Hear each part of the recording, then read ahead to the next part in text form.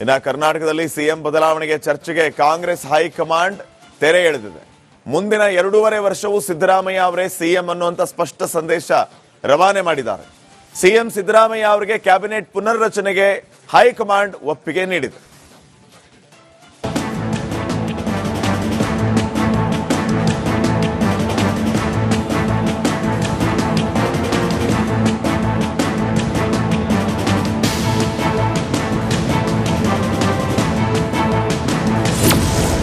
CM Siddaramaiah ಮಾತಿಗೆ ರಾಹುಲ್ ಜೈಕಾರ. ಸೋಮವಾರ ಸಂಪುಟ ಪುನಾರಚನೆ ಪಟ್ಟಿ ಫೈನಲ್. 15ರಿಂದ 17 ಸಚಿವರಿಗೆ ಗೇಟ್ ಪಾಸ್ ಭಾಗ್ಯ. ಹೈಕಮಾಂಡ್ ಅಂಗಳದಲ್ಲಿ ಸಿಎಂ ಸಿದ್ದರಾಮಯ್ಯ ಗೆದ್ದು ಬಿಗಿದ್ದಾರೆ. ಸಂಪುಟ ಪುನಾರಚನೆಗೆ ಹೈಕಮಾಂಡ್ ಅನುಮತಿ ನೀಡಿದ್ದು ಇಬ್ಬರು ಚರ್ಚಿಸಿ ಪಟ್ಟಿ ತರುವಂತೆ ರಾಹುಲ್ ಗಾಂಧಿ ಅವರು ಸಿದ್ದರಾಮಯ್ಯ ಹಾಗೂ ಡಿಕೆ ಶಿವಕುಮಾರ್ಗೆ ಸೂಚನೆ ನೀಡಿದ್ದಾರೆ. ಸೋಮವಾರ ಬರುವಂತೆ ರಾಹುಲ್ ಗಾಂಧಿ ತಿಳಿಸಿದ್ದು, ಎಲ್ಲೂ ಕೂಡ ಅಧಿಕಾರ ಹಸ್ತಾಂತರದ ಬಗ್ಗೆ ಜಕಾರ ಎತ್ತಿಲ್ವಂತೆ. ಸಂಪುಟ ಪುನಾರಚನೆಯಿಂದಾಗಿ ಸಿದ್ದರಾಮಯ್ಯ ಕುರ್ಚಿ ಮತ್ತಷ್ಟು ಭದ್ರವಾಗಿದೆ.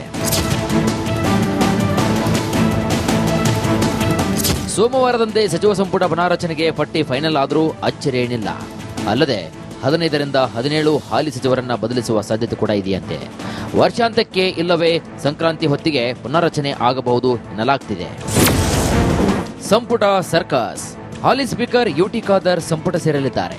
ಅವರಿಗಾಗಿ ಪೌರಾಡಳಿತ ಸಚಿವ ರಹೀಂ ಖಾನ್ ಸ್ಥಾನ ತೆರವಾಗಬಹುದು. ವಿಧಾನ ಪರಿಷತ್ ಸದಸ್ಯ ಬಿಕೆ ಹರಿಪ್ರಸಾದ್ ಸಂಪುಟ ಸೇರಲಿದ್ದು, ಸಣ್ಣ ನೀರಾವರಿ ವಿಜ್ಞಾನ ಮತ್ತು ತಂತ್ರಜ್ಞಾನ ಸಚಿವ ಎನ್ಎಸ್ ಬೋಸರಾಜುಗೆ ಗೇಟ್ ಪಾಸ್ ಕೊಡುವ ನಿರೀಕ್ಷೆ ಕೂಡ ಇದೆ. ಜೇವರ್ಗಿ ಅಜಯ್ ಸಿಂಗ್ ಸಂಪುಟ ಸೇರುವ ಸಾಧ್ಯತೆ ಇದ್ದು, ಸಣ್ಣ ಕೈಗಾರಿಕೆ ಮಂತ್ರಿ ಶರಣಬಸಪ್ಪ ದರ್ಶನಾಪುರ್ ಸಂಪುಟದಿಂದ ಹೊರಬೀಳುವ ಸಾಧ್ಯತೆ ಕೂಡ ಇದೆ. ಬಂಗಾರಪೇಟೆ ಶಾಸಕ ನಾರಾಯಣಸ್ವಾಮಿ ಅವರು ಸಾಂಖ್ಯಿಕ ಮತ್ತು ಯೋಜನೆ ಸಚಿವ ಡಿ ಸುಧಾಕರ್ ಬದಲು ಸಂಪುಟ ಸೇರಬಹುದು. ಆಳಂದದ ಶಾಸಕ ಬಿಆರ್ ಪಾಟೀಲ್ರು ಸಂಪುಟ ಸೇರಬಹುದು. ಮೀನುಗಾರಿಕೆ ಮಂತ್ರಿ ಮಂಕಾಳ ವೈದ್ಯ ಸಂಪುಟದಿಂದ ಹೊರಬೀಳಬಹುದು. ಕೆಜಿಎಫ್ ಶಾಸಕಿ ರೂಪಾ ಶಶಿಧರ್ ಸಂಪುಟ ಸೇರಲು ಅವರ ತಂದೆ ಆಹಾರ ಮಂತ್ರಿ ಕೆಎಚ್ ಮುನಿಯಪ್ಪ ಮಂತ್ರಿಗಿರಿ ತ್ಯಾಗ ಮಾಡಬಹುದು. ಮಳವಳ್ಳಿ ನರೇಂದ್ರ ಸ್ವಾಮಿ ಸಂಪುಟ ಸೇರುವ ಸಾಧ್ಯತೆ ಇದ್ದು, ಪಶುಸಂಗೋಪನೆ ಸಚಿವ ಕೆ ವೆಂಕಟೇಶ್ ಸಂಪುಟದಿಂದ ಹೊರಹೋಗುವ ನಿರೀಕ್ಷೆ ಕೂಡ ಇದೆ. ಶಿರಾದ ಟಿಬಿ ಜಯಚಂದ್ರ ಮಂತ್ರಿ ಆಗಬಹುದು, ಇಲ್ಲವೇ ಸ್ಪೀಕರ್ ಆಗಬಹುದು. ಸಕ್ಕರೆ ಮಂತ್ರಿ ಶಿವಾನಂದ ಪಾಟೀಲ್ ಸಂಪುಟದಿಂದ ಹೊರಬೀಳಬಹುದು. ವಿಜಯನಗರದ ಎಂ ಕೃಷ್ಣಪ್ಪ ಸಂಪುಟ ಸೇರಿದ್ರೆ ಭೈರತಿ ಸುರೇಶ್ ಹೊರಹೋಗಬಹುದು.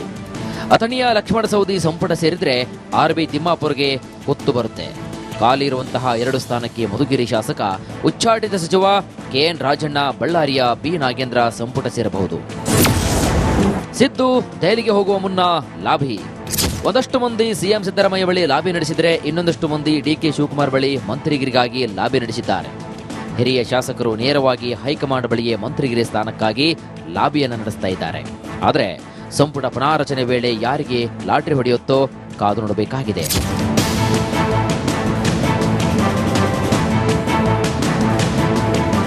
ಇನ್ನು ಇದೇ ಅವಧಿಯಲ್ಲಿ ಸಿಎಂ ಆಗಬೇಕೆಂದು ಕನಸುಕೊಂಡು ಪ್ರಯತ್ನವನ್ನ ಮಾಡ್ತಾ ಇದ್ದಂತಹ ಡಿಸಿಎಂ ಡಿಕೆ ಶಿವಕುಮಾರ್ ಆಸೆಗೆ ಹೈಕಮಾಂಡ್ ತಣ್ಣೀರು ಎರಚಿದಂತಾಗಿದೆ. 2028ರ ಮೇ ತಿಂಗಳವರೆಗೂ ಸಿದ್ದರಾಮಯ್ಯ ಸಿಎಂ ಆಗಿ ಇರ್ತಾರೆ ಎಂಬ ಸಂದೇಶವನ್ನ ಕಾಂಗ್ರೆಸ್ ಹೈಕಮಾಂಡ್ ತನ್ನ ತೀರ್ಮಾನದ ಮೂಲಕ ರವಾನಿಸಿದೆ. News desk, republic Kannada.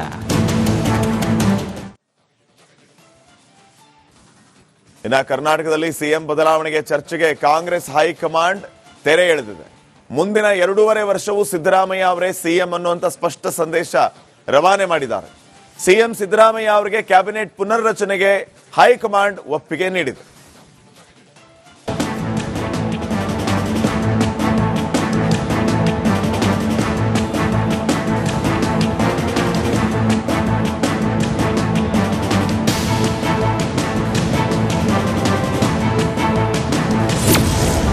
CM Siddaramaiah ಮಾತಿಗೆ ರಾಹುಲ್ ಜೈಕಾರ. ಸೋಮವಾರ ಸಂಪುಟ ಪುನಾರಚನೆ ಪಟ್ಟಿ ಫೈನಲ್. 15ರಿಂದ 17 ಸಚಿವರಿಗೆ ಗೇಟ್ ಪಾಸ್ ಭಾಗ್ಯ. ಹೈಕಮಾಂಡ್ ಅಂಗಳದಲ್ಲಿ ಸಿಎಂ ಸಿದ್ದರಾಮಯ್ಯ ಗೆದ್ದು ಬಿಗಿದ್ದಾರೆ.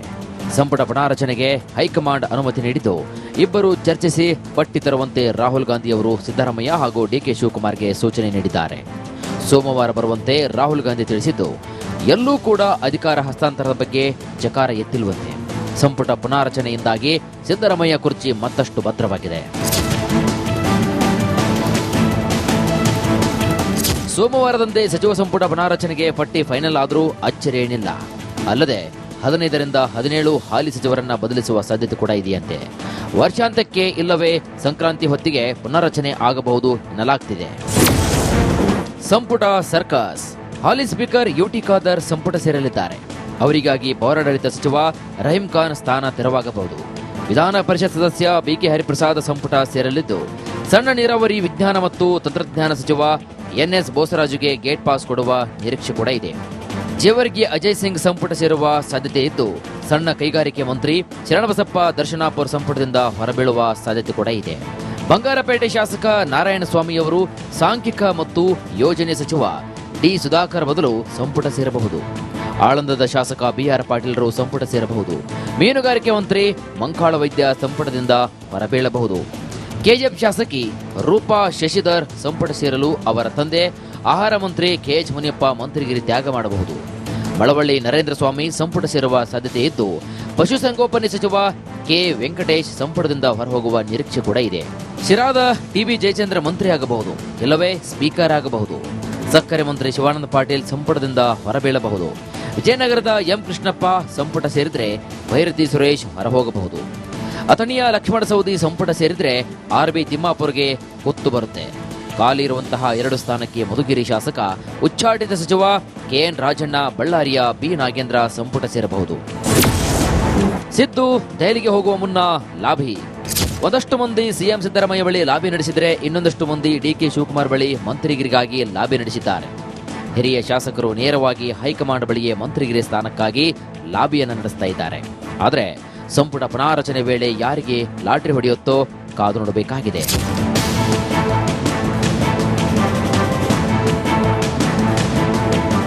ಇನ್ನು ಇದೇ ಅವಧಿಯಲ್ಲಿ ಸಿಎಂ ಆಗಬೇಕೆಂದು ಕನಸುಕೊಂಡು ಪ್ರಯತ್ನವನ್ನ ಮಾಡ್ತಾ ಇದ್ದಂತಹ ಡಿಸಿಎಂ ಡಿಕೆ ಶಿವಕುಮಾರ್ ಆಸೆಗೆ ಹೈಕಮಾಂಡ್ ತಣ್ಣೀರು ಎರಚಿದಂತಾಗಿದೆ.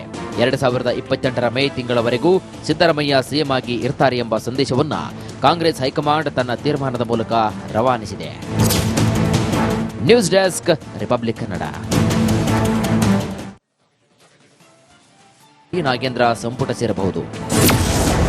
ಸಿದ್ದು ದೆಹಲಿಗೆ ಹೋಗುವ ಮುನ್ನ ಲಾಭಿ. ಒಂದಷ್ಟು ಮಂದಿ ಸಿಎಂ ಸಿದ್ದರಾಮಯ್ಯ ಬಳಿ ಲಾಬಿ ನಡೆಸಿದರೆ, ಇನ್ನೊಂದಷ್ಟು ಮಂದಿ ಡಿಕೆ ಶಿವಕುಮಾರ್ ಬಳಿ ಮಂತ್ರಿಗಿರಿಗಾಗಿ ಲಾಬಿ ನಡೆಸಿದ್ದಾರೆ. ಹಿರಿಯ ಶಾಸಕರು ನೇರವಾಗಿ ಹೈಕಮಾಂಡ್ ಬಳಿಯೇ ಮಂತ್ರಿಗಿರಿ ಸ್ಥಾನಕ್ಕಾಗಿ ಲಾಬಿಯನ್ನು ನಡೆಸ್ತಾ ಇದ್ದಾರೆ. ಆದರೆ ಸಂಪುಟ ಪುನಾರಚನೆ ವೇಳೆ ಯಾರಿಗೆ ಲಾಟರಿ ಹೊಡೆಯುತ್ತೋ ಕಾದು ನೋಡಬೇಕಾಗಿದೆ.